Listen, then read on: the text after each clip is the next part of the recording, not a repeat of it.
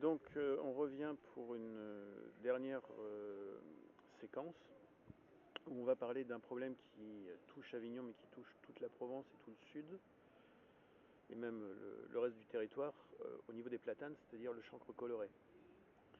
Et plus spécifiquement dans la lignée, je voudrais qu'on parle de la rue des Teinturiers qui est un des axes très utilisés pendant le festival, qui a servi aussi pour un film, qui est un des axes caractéristiques du centre-ville. Donc, qu'est-ce qu'on peut dire sur ces deux sujets que sont le chancre et donc dans le prolongement les arbres de la rue des Teinturiers?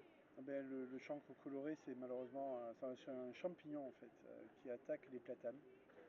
Et c'est un champignon sur lequel il n'y a pas de traitement aujourd'hui, malgré les recherches avancées qui sont faites par l'INRAE, donc en plus, en particulier à Montfavet, où est basée une des structures locales de l'INRAE qui travaille beaucoup sur la recherche pour lutter contre le chancre coloré. Malheureusement, aujourd'hui, aucune solution n'a été trouvée, que ce soit sur nos routes, tout le monde les voit disparaître, les alignements de platanes, que ce soit à Avignon, que ce soit le canal du Midi, qui est un peu emblématique aussi, et pour faire des références autres qu'Avignon.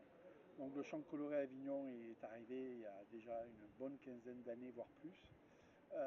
Et aujourd'hui, on peut dire qu'il a impacté plus d'un tiers de notre patrimoine de platane, qui a disparu, en particulier sur des axes où peut-être ils étaient un peu affaiblis, c'est-à-dire au bord de route, donc soumis à des pollutions, donc affaiblis par des pollutions, plus le chancre derrière, ces arbres n'ont pas résisté. Comme c'est des arbres qui étaient un peu anciens, il faut savoir que les systèmes racinaires de ces alignements amènent à ce que les systèmes sous terre s'entremêlent et fusionnent. Donc quand un arbre tombe malade, malheureusement en général, il communique la maladie immédiatement au suivant par le système racinaire ou par l'eau aussi. Et comme la nappe est juste à moins de 2 mètres, malheureusement on est sur la nappe alluviale du Rhône, eh bien il y a aussi une communication par l'eau, par l'air potentiellement, et par les systèmes racinaires. Donc finalement, dès que le chancre s'installe dans un endroit où il y a un alignement, on peut être sûr que dans les années qui suivent, l'alignement va entièrement être contaminé et que malheureusement on va être obligé d'abattre puisqu'il n'y a pas de traitement possible. Donc on l'a connu autour des remparts, on l'a connu à l'extérieur du centre-ville sur l'avenue des Blanchissages, qui a entièrement perdu aussi ses platanes. On est en train de connaître l'avenue de la Folie, où ils sont tous malades et où il va falloir aussi les abattre dans le secteur de la Reine Jeanne. C'est assez dramatique. On les avait perdus il y a très longtemps au Partico Mendes. Et c'est intéressant le Partico Mendes parce que en fait il y a le canal de Provence qui passe au Partico Mendes et les arbres étaient quasiment les racines directement dans le canal. Donc sont morts les uns après les autres. Il faut savoir que ce canal, il va jusqu'au Rhône et il descend jusqu'en passant au centre-ville par la rue des Teinturiers. Mhm. Donc c'est le même canal, c'est un canal du XIIe siècle, c'est un très très vieux canal. Et donc comme vous le savez, depuis le XIXe siècle, la deuxième partie du XIXe, ce sont des platanes qui ont été plantés rue des Teinturiers. Avant c'était des mûriers qu'il y avait. Et donc des platanes ont été positionnés, ils ont aujourd'hui les plus anciens autour de 130-140 ans. Et donc malheureusement un jour la maladie, elle est arrivée, en Mhm. particulier certainement par l'eau du canal et elle a contaminé les arbres. Donc malheureusement il a fallu faire des abattages. Mhm. On a essayé de replanter des platanes. Pourquoi? Parce que c'est une rue qui est classée monument historique Mhm. depuis 1924. Et donc il y avait nécessité de replanter les mêmes espèces. Ce qui en soi n'est pas une bonne idée, parce que si on sait que le platane est fragile, à cause du chancre, replanter des platanes veut dire qu'ils vont peut-être subir la même chose dans quelques années. Donc ça, c'est une vraie difficulté et, qui nous interroge du coup sur qu'est-ce qu'on pourrait planter à la place. Mais là, il y a un débat entre les obligations que fixe le gouvernement, entre le ministère de la Culture qui dit c'est classé, donc il faut replanter des platanes puisqu'il y avait des platanes, et le ministère de l'Agriculture qui gère les enjeux en particulier de maladie des arbres, qui dit ah non, non, attention, le platane est trop fragile à cause du chancre, il faut replanter autre chose. Mhm. Bon, on ne va pas rentrer dans les débats des Non, services non. de l'État, mais je peux vous assurer que c'est tout sauf drôle pour une Mhm. mairie de se retrouver au milieu du débat.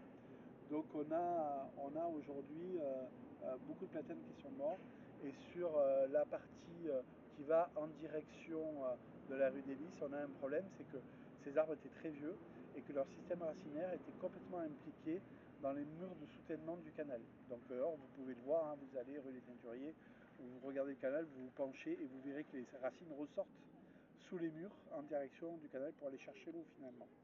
Donc aujourd'hui, la difficulté qu'on a, c'est que si on a coupé ces arbres, mais si on enlève finalement la base, hein, ce qu'il en reste, la base du tronc finalement, en fait, on va déstabiliser les murs avec le risque d'effondrement derrière. Donc ce risque d'effondrement, c'est des millions d'euros d'investissement à faire. Donc on devra tout ou tard les faire.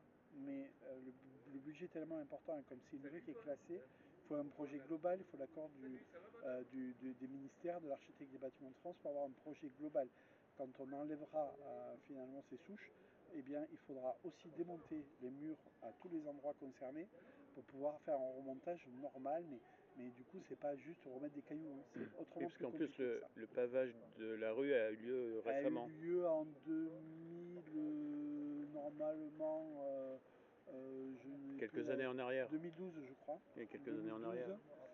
donc il y a 13 ans, conforme à des procédures réglementaires Mhm. et conforme aux obligations du secteur sauvegardé, qui finalement fait que voilà, tout ça va être très coûteux, mais il faut le faire. Mais il y a des arbitrages, comme dans toutes les villes en termes de budget. Quand on a un projet qui coûte très cher, il faut du temps finalement pour construire un budget pour un tel projet et de savoir comment il va impacter dans la durée. Est-ce que c'est un projet qui va durer 6 mois, un an et demi?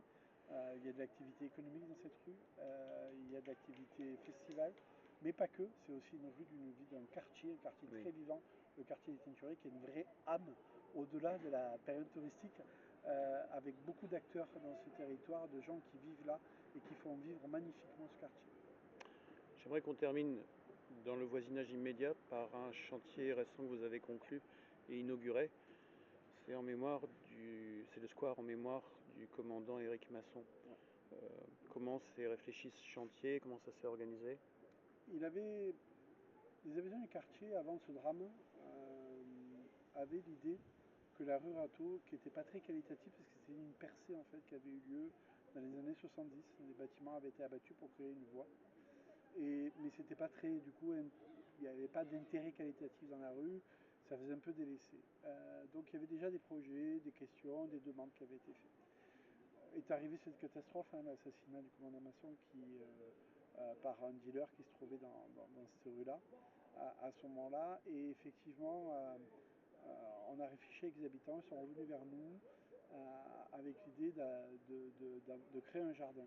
Un jardin pour les habitants, mais aussi pour la mémoire du commandant Masson, qui est un héros du quotidien, hein, il faisait que son boulot, et il a donné sa vie pour nous tous, en fait, dans un quartier qui est une vraie pépite, je veux dire, au sens de la vie sociale. Et personne ne veut dans ce quartier que donner l'idée que ce drame, finalement, c'est la vie de tous les jours de ce quartier. Ce n'est pas vrai. Et il était important d'avoir un lieu de mémoire, mais un lieu vivant.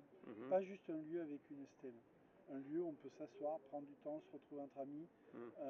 Donc il a été décidé de créer ce jardin qui a été élaboré avec les habitants du quartier. Oui, parce que vous n'avez pas coupé la circulation en Non, plus. pas du tout, parce qu'il y a un besoin de circulation. La rue des Teinturiers, par son classement, c'est pavé, elle n'est pas là pour accueillir de la circulation. Donc finalement, la rue Rateau, qui est une parallèle, hein, elle sert aussi à ça. Mais clairement, on a créé ce grand jardin, on a réaménagé, on a remis du qualitatif globalement sur la rue Rateau. On a attendu un peu parce que tant que le procès n'avait pas eu lieu, le procureur nous demandait de rien toucher à la scène de crime, et donc on ne pouvait pas engager de travaux.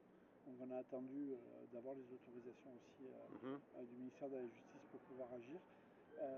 Et voilà ce lieu finalement qui est un lieu de mémoire mais qui reste un lieu de vie, à l'image de ce qu'est ce quartier et de la volonté des habitants. Et je pense que ça c'est quelque chose qui est finalement extrêmement positif, c'est-à-dire que c'est un lieu qui continue à exprimer la vie de tous les jours des habitants.